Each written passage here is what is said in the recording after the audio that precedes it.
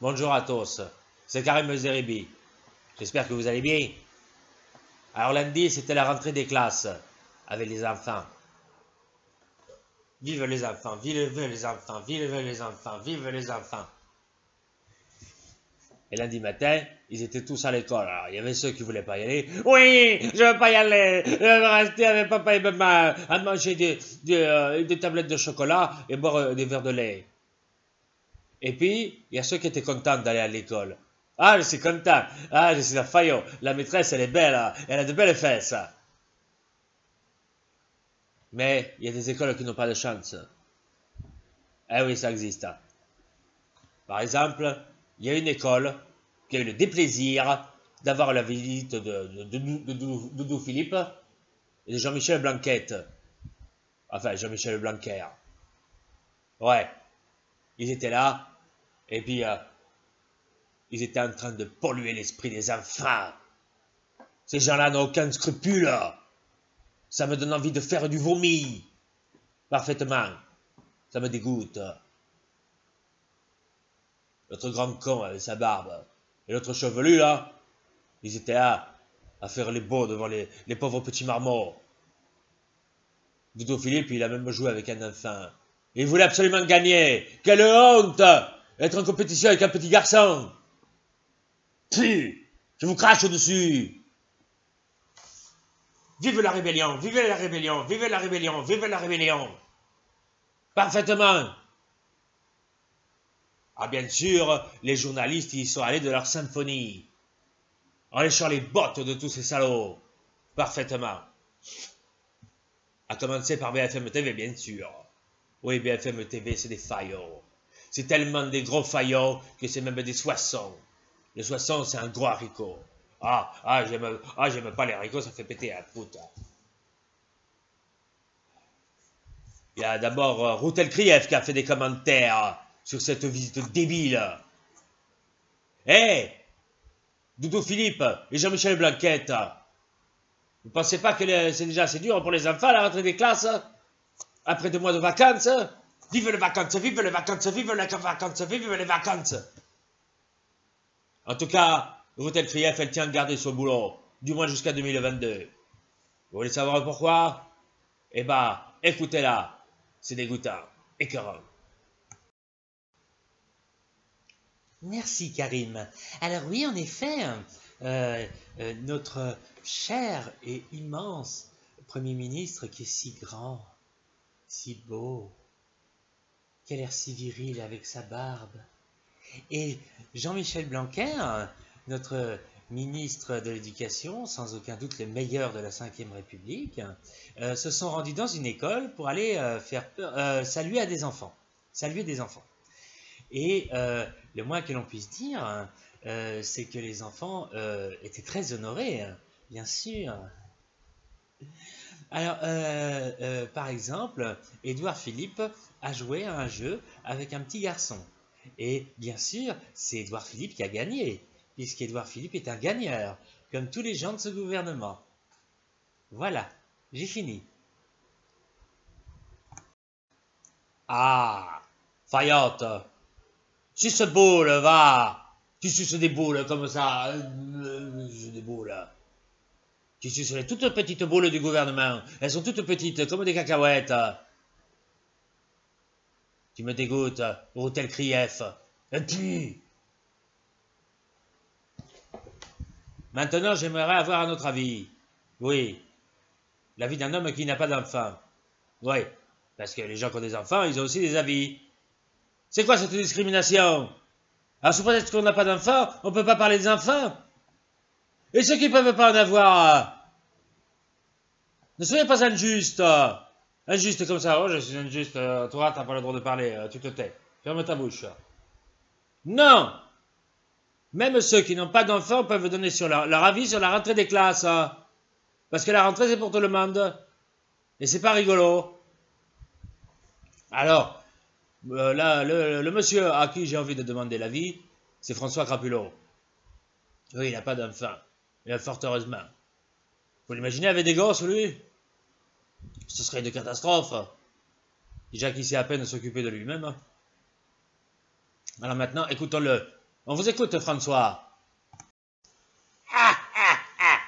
Merci, Karim Zeribi, l'arabe de Marseille. Ouais, de toute façon, c'est du pareil au même. Marseille, c'est en Afrique du Nord. Oui, alors, lundi, c'était la rentrée des sales gosses. J'aime pas les enfants. C'est moche, les enfants, ça pue. C'est dégueulasse. Et puis, ça me casse les oreilles.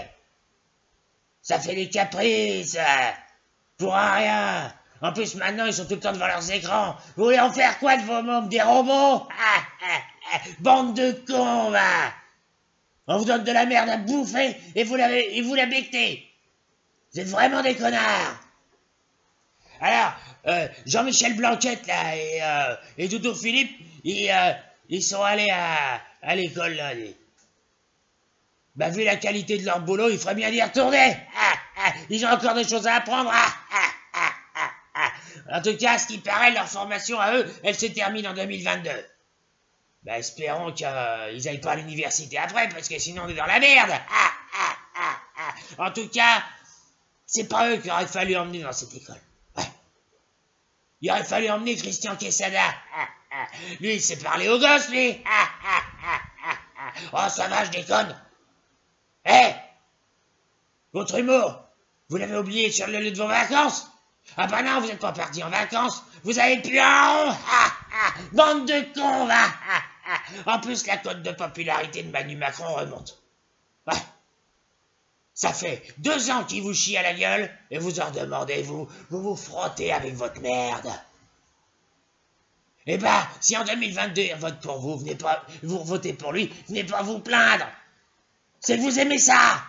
Vous aimez vous faire enculer. En 2022, c'est pour moi qu'il faut voter. Ouais. Macron, président.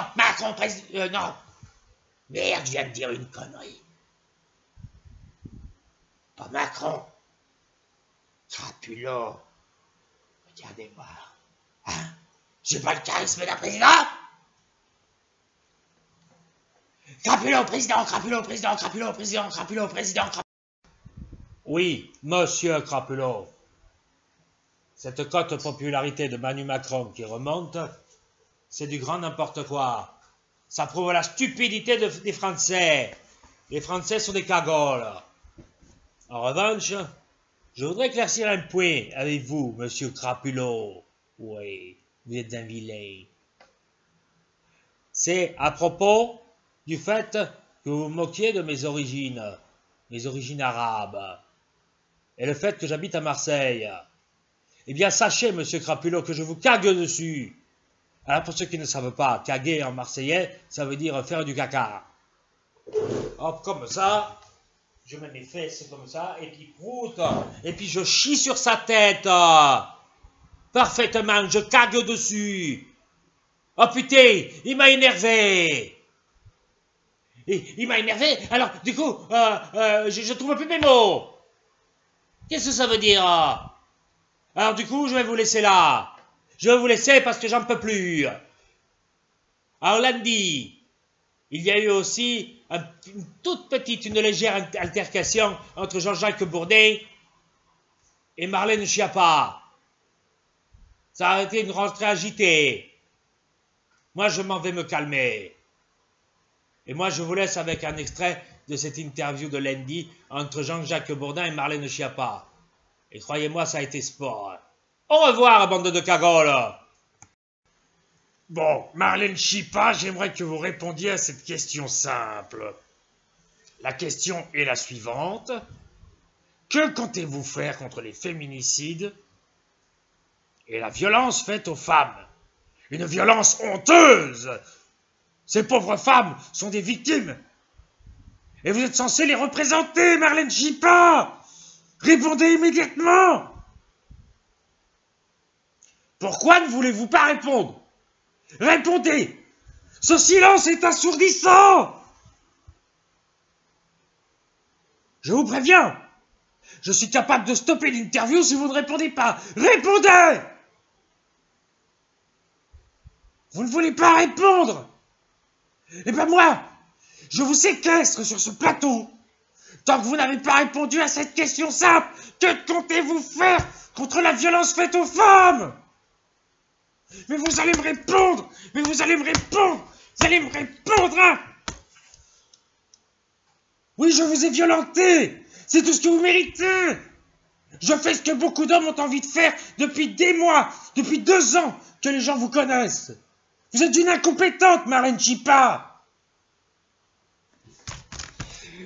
J'en peux plus! C'est la violence aveugle! Je vous frappe!